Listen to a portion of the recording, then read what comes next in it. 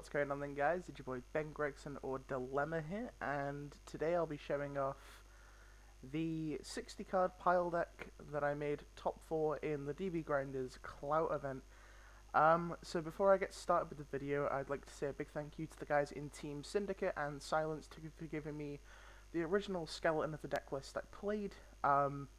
Obviously there's some cards that they don't play that I have played in my deck. There's a lot of discrepancies between what we choose to play as a team and, you know, the cards that we choose to play that are on this 60 card pile deck.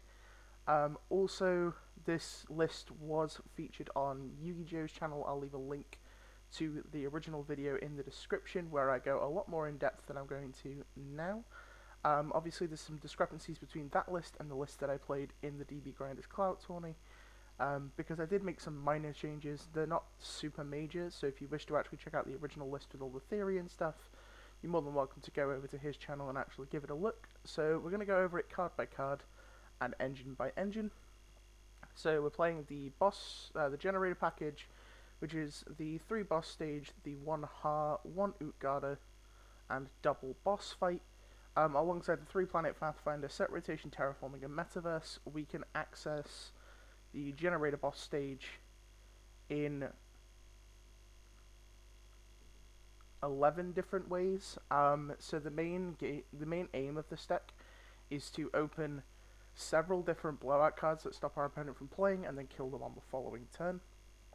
So the reason the boss stage is so powerful is because you can use your Numeron package on turn 1 and then just activate boss stage. Same with the Red Eyes package.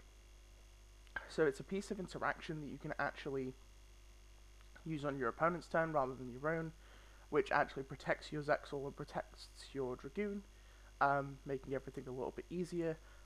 Also, it's just another 1-card engine in a pile of cards, and you want as many 1-card engines as possible in a deck like this. Onto the next engine. The Numeron engine doesn't need explaining too much. We're on 3 wall, 3 network, 2 calling, 2 memories of hope. As well as the Pathfinder, set rotation, terraforming, and metaverse. This is the most powerful engine in the deck. Being able to lock your opponent out of the game is absolutely insane, and being able to OTK your opponent through 1 card is also ridiculous. Memories of Hope might be a bit questionable, but the reason for Memories of Hope is because we're maxing out on copies of Network, being 3 wall, 3 network, 3 Pathfinder, set rotation, terraforming, metaverse, meaning we have 12 copies. The chances of us opening Memories of Hope and a copy of Network is really high, and being able to draw 3 cards in a deck that plays as many hand traps as we do is ridiculous. Also, going second, this automatically baits out a hand trap if you resolve Network, meaning like your Network will resolve most of the time, or your boss stage, or your Red Eyes Fusion, or whatever, if you resolve Memories of Hope, and if you don't, it baits out a load of cards, and then you Memories of Hope afterwards, drawing all of your blowouts anyway. 3 planet Pathfinder to search our wide array of field spells, as well as 2 Mystic Mine. Because our deck's at 60 cards, we can actually activate Mystic Mine and just deck our opponent out going second. Because we're playing so many blowout cards, our opponent has to negate. Slapping down Mystic Mine after everything's resolved and watching your opponent deck out is great fun. The 2 vanillas, the Wyvern, the 3 Red Eyes Fusion, and the 3 Red Eyes Insight. This doesn't need explaining. If you've seen all the Buster Bladed deck profiles that have been posted recently, Red Eyes Fusion, Red Eyes Insight, Red Eyes Wyvern, all of that stuff is relatively standard in a deck this size.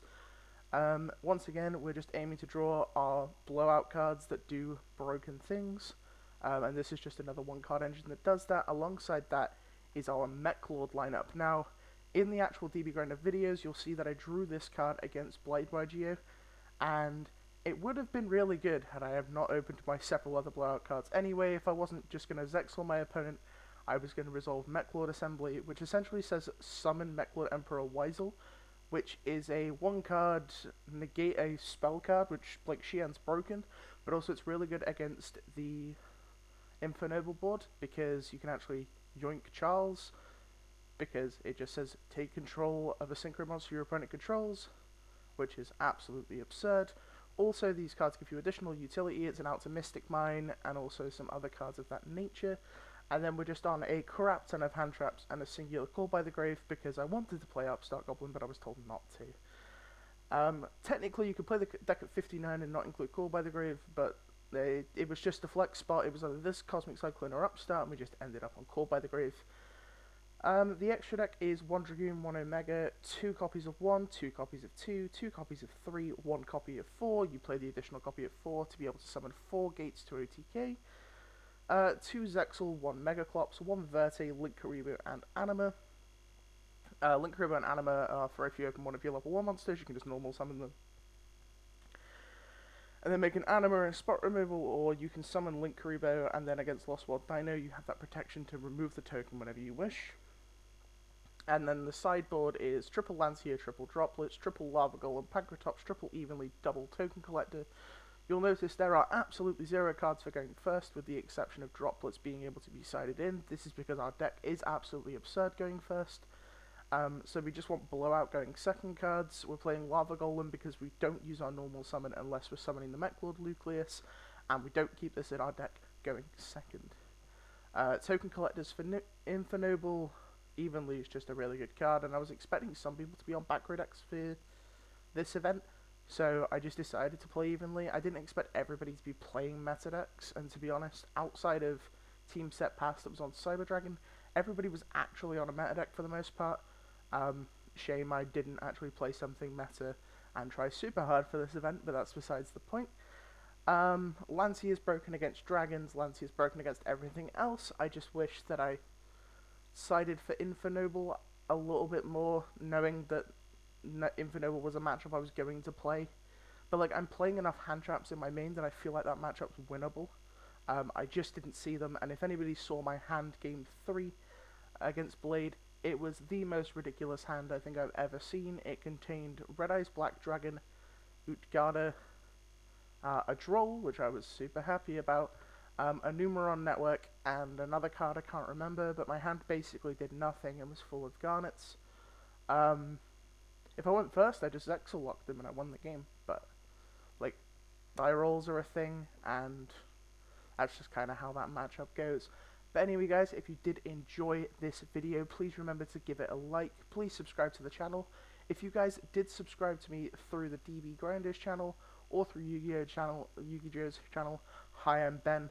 I will be posting a lot more in the future due to the UK going back on lockdown, which means I have a lot more time to do things like this and produce content. And yeah, that's going to be it for the video guys. If you did enjoy, do all the stuff that all the other YouTubers tell you to do. And if you did make it to the end of the video, leave a comment saying Generaider best deck. And also, if you guys are waiting for Zephyr content, there is a new Zephyr video coming out tomorrow. So yeah, that's going to be it for the video guys, and peace.